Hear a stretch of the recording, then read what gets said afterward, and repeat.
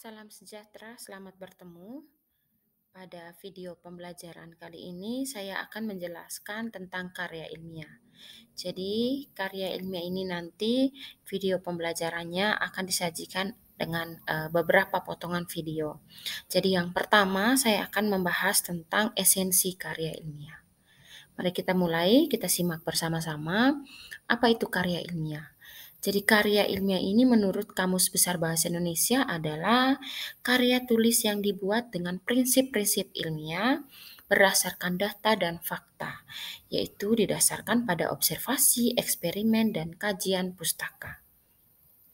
Dasar penyusunan karya ilmiah itu dibagi menjadi 4 bagian. Yang pertama, sistematis. Jadi susunan teks karya ilmiah ini harus mengikuti pola yang baku, dimulai dengan pendahuluan, pembahasan, dan diakhiri dengan penutup, yaitu berupa kesimpulan dan saran. Yang kedua harus logis. Isinya dapat dipahami dan dibenarkan oleh akal sehat, antara lain didasarkan oleh hubungan kausalitas atau sebab akibat.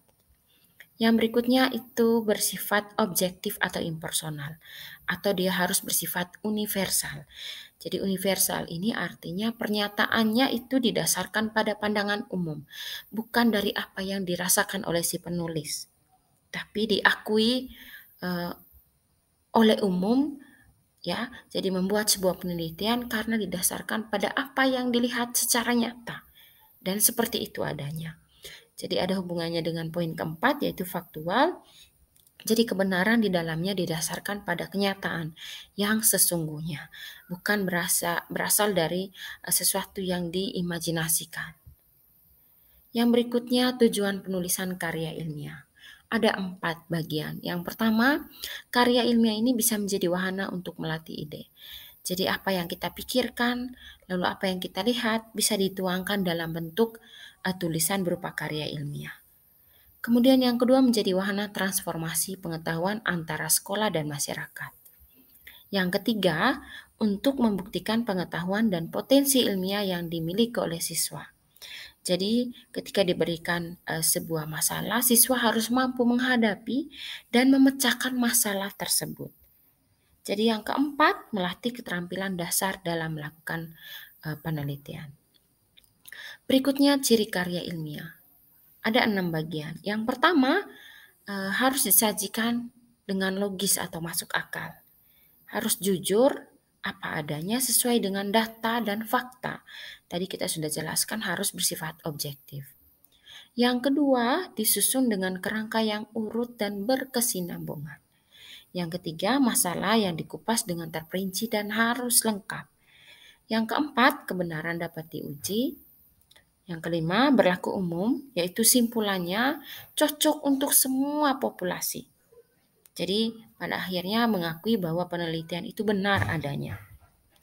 Yang keenam, memakai bahasa Indonesia yang baku, sesuai dengan ejaan yang disempurnakan dan tata tulis sesuai kaidah bahasa.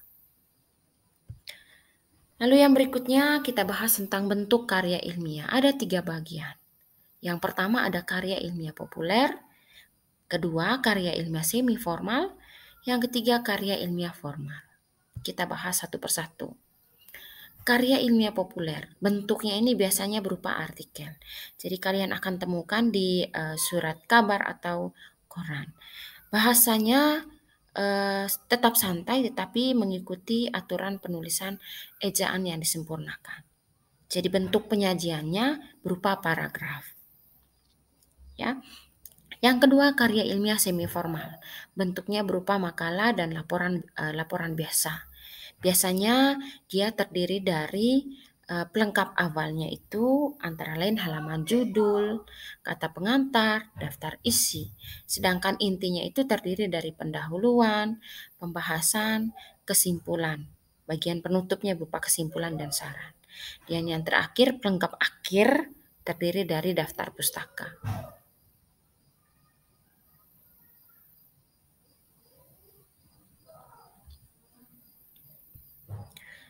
Oke, kita lanjutkan.